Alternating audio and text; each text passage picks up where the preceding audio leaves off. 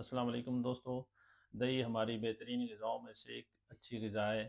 یہ ہمارے شوگر اور ڈپریشن کو کیسے کنٹرول میں رکھتی ہے، اس پہ بات کریں گے، اور ساتھ ہی ویڈیو کے اینڈ پہ یہ بتائیں گے کہ اسے کیسے استعمال کرنا ہے، کیونکہ اچھی سے اچھی غذا بھی ہو، اسے مناسب وقت اور مناسب طریقے سے استعمال نہ کیا جائے تو اس کی افادیت میں کمی آ جاتی ہے۔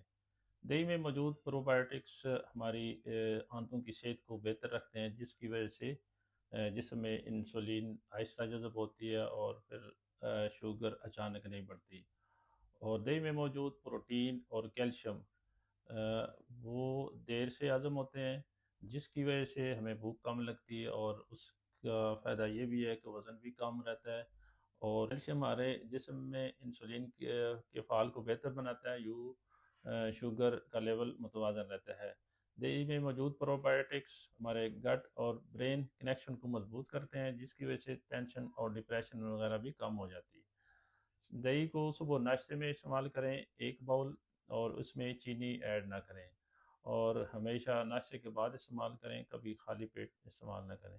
اپنی صحت کا خیال کریں، رکھیں۔ بہت شکریہ۔